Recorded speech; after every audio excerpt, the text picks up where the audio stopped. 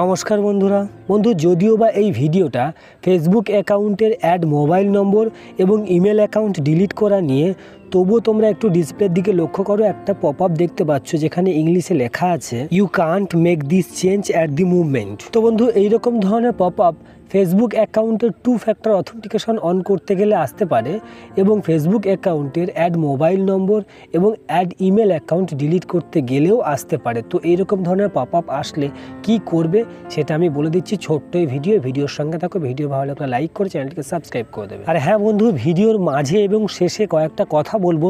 কথাগুলো ঠিকঠাকভাবে যদি তোমরা শোনো তাহলে তোমরা সমস্যার সমাধান পেয়ে যাবে। ইউটিউবে আর ভিডিও দেখতে হবে না, নাহলে অনেক ভিডিও দেখতে হবে, তবু সমস্যার সমাধান আর পাবে না। তাহলে ফেসবুক অ্যাকাউন্টের অ্যাড মোবাইল নম্বর এবং ইমেল অ্যাকাউন্ট ডিলিট করতে হলে আমাদের ডান সাইডে উপরে 3 লাইন আছে, 3 লাইনের উপরে টাচ করতে হবে।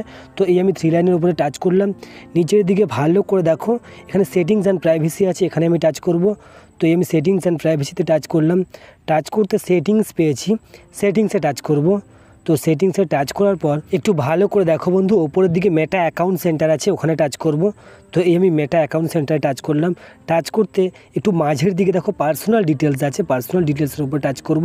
এখন কন্ট্যাক্ট ইনফো লেখা আছে, কন্ট্যাক্ট ইনফোর এখানে আমি টাচ করব। টাচ করতে একটু ভালো করে দেখো বন্ধু, এখানে 2টো ইমেল অ্যাকাউন্ট আছে আর একটা মোবাইল নম্বর আছে। তো বন্ধু আমি ওপরের ইমেল অ্যাকাউন্টটা ডিলিট করব, তাই ওপরের ইমেল অ্যাকাউন্টের উপরে আমি টাচ করে দিলাম।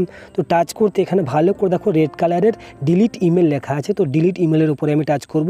তো টাচ করতে এখানে ডিলিট এবং ক্যান্সেল লেখা আছে, আমি ডিলিটের উপরে টাচ করে দেবো। তো বন্ধু ডিলিট হয়ে গেল ইমেলটা, আমার অটোমেটিক্যালি রিফ্রেশ নিয়ে নেবে। যদিও আমি ব্যাক করে ঢুকি তাহলেও আমি দেখতে পাবো যে ইমেলটা আমার ডিলিট হয়ে গিয়েছে। বন্ধু তোমাদের যদি ইমেল অ্যাকাউন্ট বা মোবাইল নম্বর ডিলিট না হয়, তোমরা ভিডিও স্ক্রিনে দেখতেই পাচ্ছ আমার ইমেল অ্যাকাউন্টটা ডিলিট হয়ে গিয়েছে। তো তোমাদের যদি ইমেল অ্যাকাউন্ট বা মোবাইল নম্বর ডিলিট না হয়, যদি এই রকম ধরনের পপ আপ দেখায় you can't make this change at the movement, যদি এই রকম ইন্টারফেস বা পপ আপ দেখায়, তাহলে কোনো ইউটিউবারের বা কারোর কথা শোনার দরকার নেই। অনেক ইউটিউবার দেখাবে যে ফায়ারফক্স বা অপেরা মিনি বা ক্রোম ব্রাউজার থেকে ফেসবুক লগ ইন করে সেখান থেকে মোবাইল নম্বর কিংবা ইমেল অ্যাকাউন্ট কিংবা 2 ফ্যাক্টর অথেন্টিকেশন অন করো বা ইমেল অ্যাকাউন্ট বা মোবাইল নম্বর ডিলিট করো। তো এই রকম কথা শোনার দরকার নেই। তো বন্ধু ওখান থেকে হবে না, তোমরা অপেক্ষা করে যাবে একটু, কেননা তোমরা বারবার চেষ্টা করেছো এবং একের অধিক ফোন থেকে চেষ্টা করেছো, সেই কারণে হচ্ছে না। তো একটা নির্দিষ্ট সময়ের পর অটোমেটিক্যালি সমস্যার সমাধান হয়ে যাবে। তো ঠিক মোটামুটি কত দিন পর এই সমস্যার সমাধান হবে সেটা আমি জানিয়ে দিচ্ছি সববার শেষে। তার আগে আমি মোবাইল নম্বরটা কীভাবে ডিলিট করতে হয় সেটা আমি আগে দেখিয়ে দেবো। বন্ধু মোবাইল নম্বর ডিলিট করতে হলে মোবাইল নম্বরের উপরে টাচ করতে হবে। তো মোবাইল নম্বরের উপরে আমি টাচ করলাম, এখানে রেড কালারের ডিলিট নম্বর লেখা আছে, ডিলিট নম্বরের উপরে আমি টাচ করব। তো এই আমি ডিলিট নম্বরের উপরে টাচ করে দিলাম। টাচ করতে এখানে ক্যান্সেল এবং ডিলিট লেখা আছে, ঠিক একই রকমভাবে আমি ডিলিট লেখার উপরে টাচ করে দেবো। টাচ করতে একটু ভালো করে দেখো বন্ধু আমার নম্বরটা ডিলিট হয়ে গিয়েছে। তো বন্ধু অটোমেটিক্যালি রিফ্রেশ নিয়ে নেবে, তোমরা ব্যাক করেও ঢুকলে দেখতে পাবে যে নম্বরটা ডিলিট হয়ে গিয়েছে। তো বন্ধু এইরকমভাবে তোমরা নম্বর ডিলিট করবে। তোমরা ভালো করে দেখো একটাই আমার ইমেল অ্যাকাউন্ট রয়ে গেছে। তো যদি এই রকমভাবে ফেসবুক অ্যাকাউন্টের অ্যাড মোবাইল নম্বর এবং ইমেল অ্যাকাউন্ট ডিলিট না হয়, তাহলে তাড়াহুড়ো করার দরকার নেই। যার তার ফোনে ফেসবুক অ্যাকাউন্টটা লগ ইন করার দরকার নেই। নিজের যেই ফোনের লগ ইন আছে সেই ফোন থেকে তোমরা চেষ্টা করবে।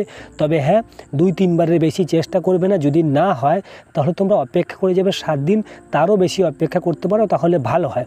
তো 7 দিন অপেক্ষা করে তোমরা আবার চেষ্টা করবে, সমস্যার সমাধান হয়ে যাবে। আর হ্যাঁ বন্ধু, এই একই রকমভাবে তোমরা তোমাদের ফেসবুক অ্যাকাউন্টের 2 ফ্যাক্টর অথেন্টিকেশনও অন করতে পারবে, কোনো সমস্যা হবে না, খুব সহজেই হয়ে যাবে।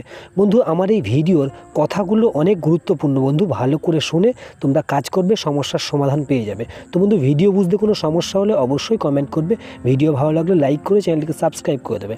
ধন্যবাদ বন্ধুরা এতক্ষণ আমার ভিডিওর সঙ্গে থাকার জন্য।